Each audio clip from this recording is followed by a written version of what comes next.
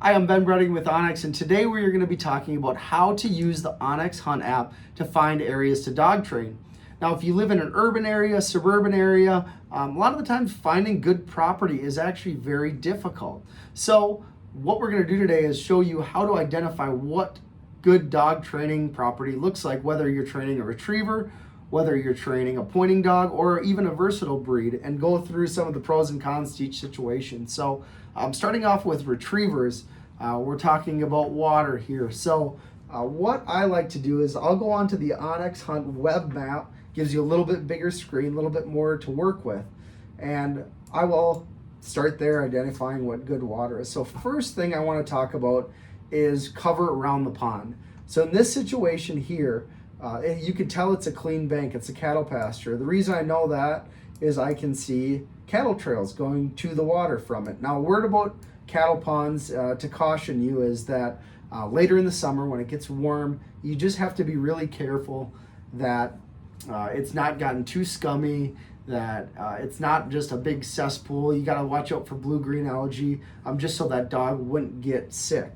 So going back to the cover, you can tell that this is a very clean bank.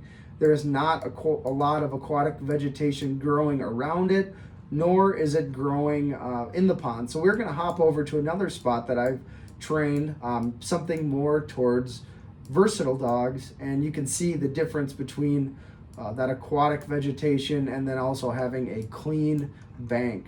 So this area right here, you can tell that there is a ton of aquatic emergent vegetation, a lot of lily pads, etc. There's an open area to train, but if you're a versatile guy, great area for duck search. So I'm going to show you what is set up by a professional trainer to essentially be a great training ground. And you can see, you can mimic this. You don't have to have a pond that is dedicated, but if you notice, there's a bunch of different angles, a bunch of areas you can send dogs off of. So what I do is I will use a line distance tool a lot when I am trying to find adequate water. So in this situation, going back to that first pond here, I liked it because I was a versatile dog trainer. I didn't need, I shouldn't say didn't need, a lot of times I couldn't send a dog on a crazy far blind. They just wouldn't take that straight line as well. So I was looking something in the 20 to 60 yards across. So again, I could use this pond to do that. So I'm going to go in and use my handy dandy line distance tool, and we're going to take a measurement from one side of the pond to the other. That's 47 yards, so that's perfect for me. And again, you can keep going, you can keep necking down if you need a shorter distance, or keep getting wider. And there's a bunch of different clean points I can send a dog on a marked or a blind retrieve across water. So as we zoom out here, you can see that surrounding here is cattle pasture. Again, those cattle trails going into it, looks like it's just been hayed. Generally going to be thinner grass, so this would be a great situation where I could do blinds or marked retrieves across water, where the dog has to get in the water, get back out, retrieve it, and then come back to you across the water. Great situation. So these are just a few of the things I'm looking for when I am trying to find different ground to train dogs at, especially around water. So transitioning to a pointing dog, obviously you need a little bit different type of cover. So again, this property was great for it. You can see that it's generally shorter grass. Now, I like shorter grass because I can see the dog all the time. A lot of people go look for really thick, tall grass, and that makes it very difficult sometimes because you are looking for little cues in that dog, and if you can't see it, if it's over a hill and does something, you can't get on and control that dog instantaneously, because if that learning opportunity passed, a lot of the times, let's just say you're using stimulation, that dog has no idea what you just did. So I always like to be able to see the dog. This spot right here, very gradual rolling hills where I can see that pup for a long distance, and that is great. You can see that there's a number of different objectives. So this spot right here, there's a big tree line. So let's say we're going to start sending the dog out of this corner into a southeast wind. There are enough objectives where I could plant birds on to get that dog to start hunting those objectives. So follow that tree line, pop out to this patch of cover. Again, just setting up a realistic situation so that dog can learn while you're training. The one thing in terms of amount of ground you need for training is it really varies. So if you've got a big, high-powered, all-age pointing dog, let's just say a pointer or a setter, something like that, you're going to need a little bit more ground, because what you don't want to happen is, again, I run versatile dogs and I've got a pointer, so generally those versatile dogs aren't going to run as big as, say, a pointer where he's out 600-700 yards. So I can get away with a smaller area, something like 20-30 acres that I can run a bird field in.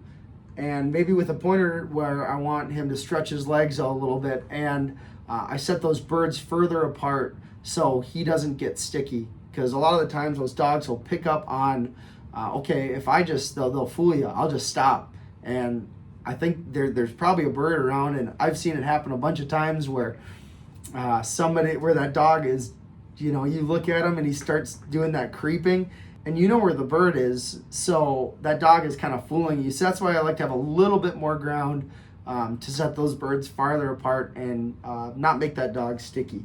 So again, that's something to consider. In terms of roads, so I want to address the public versus private land issue. So first off, you can't always train dogs on public lands during certain time periods and on certain types of land. So for example, in the state of Minnesota, a lot of areas up here, they will shut down training on public land for a certain period to support nesting birds. So for example, about the middle of April until middle of July, early August, they'll shut down public land just so that it protects nesting birds. For example, you don't want your dog bumping a hen off and eventually she leaves her nest, or a dog catches a chick pheasant, something like that.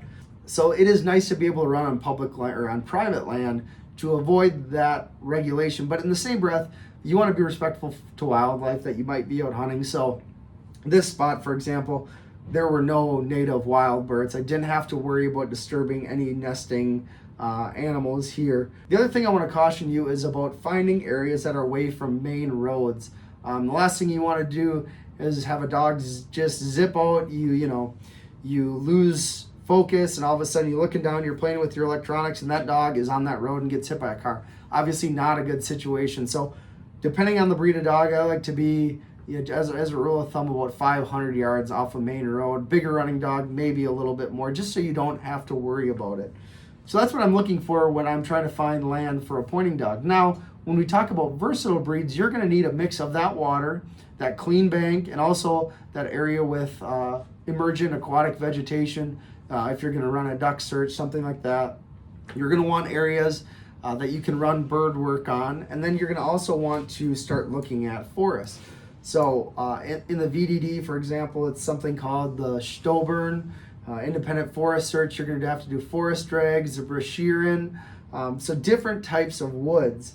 You're going to want everything from that thick, high stem density area where you can do the Brashearin, which is a dense cover search, or the Stoburn, which is independent forest search. It doesn't need to necessarily be as thick, but then if you're going to run blood tracks, so take for example here, you can see it is big mature forest with almost no light getting to the forest floor, so that means there's going to be a lack of an understory, which makes great for blood tracking. And a lot of the times you'll have to go out to the spot to actually see, but this will at least get you in the right direction. Versus something like this where you can tell that it is very high stem density. You can see bare ground in here a little bit generally. That means that there's going to be more understory growth. Makes it harder to say blood track or do drags, because the last thing you want is brush slapping you in the face, getting tangled up following a dog on a simulated blood track. So those are a couple of the things I look for. Again, mature forests, identifying those. You can see the big canopies on trees, like in this situation right here. You can see the big, giant individual trees. That's going to be great for having that clean understory. Now, when I want to mark spots, marking spots is just as important, and I'll leave detail notes. For example, this is a pond. Let's just say I don't have access on it. I'm going to drop a waypoint on it.